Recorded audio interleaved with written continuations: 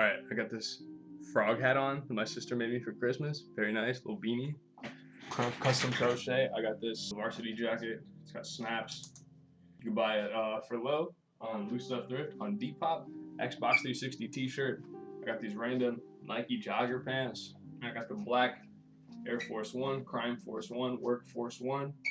They're black Air Force One lows. Okay, better pictures on my Depop. But if you need $20 forces or just some kind of black force missions, you can buy it from me. Anyway, let me take this one. Also, cool sneakers back there. I got those crazy foam posits over there. Ugg slippers, Jordan 6 for cheap Jordan 6, 40 bucks if you want them.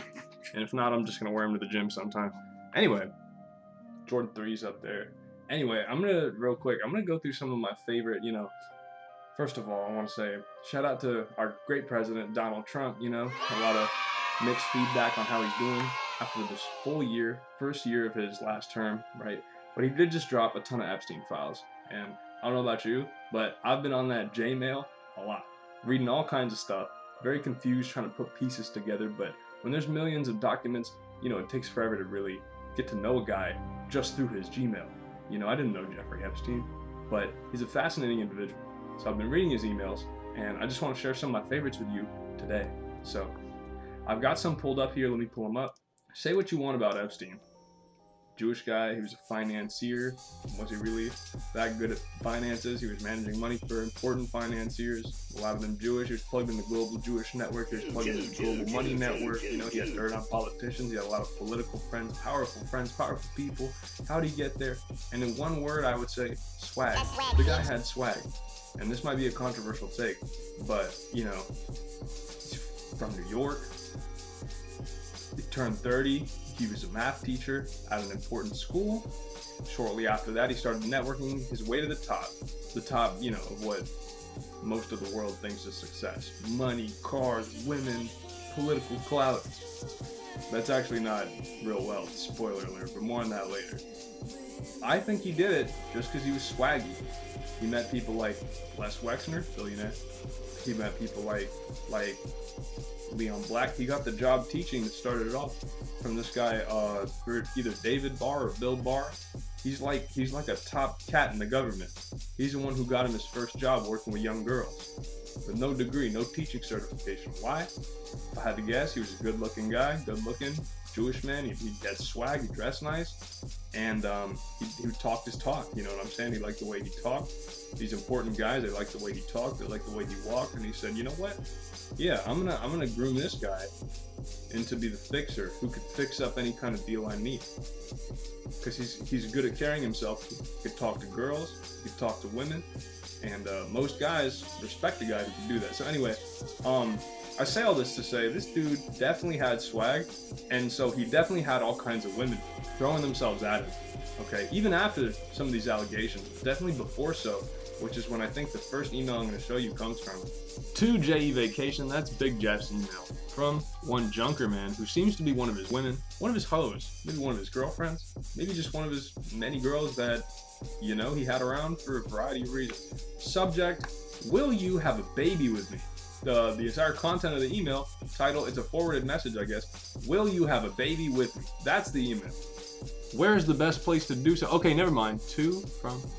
Oh, it doesn't say who she emailed this to. She asked some redacted person, where's the best place to do so? Pretending to will you have a baby. So I'm guessing she's talking about having a baby. And then she emails Big Jeff and says, will you have a baby with me? Okay, so when I first read it, I'm just like, damn, this guy had so much swag. He just had chicks casually emailing him about putting one in her. You know what I'm saying?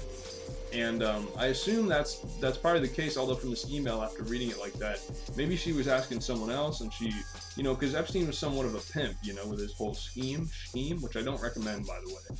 Pimping is bad, don't do it if you have the ability to, and if you're a young lady, be careful with those pimps. They're smooth talkers that might seem like nice guys despite their criminal proclivities, but just stay away from them. You shouldn't have to say this stuff.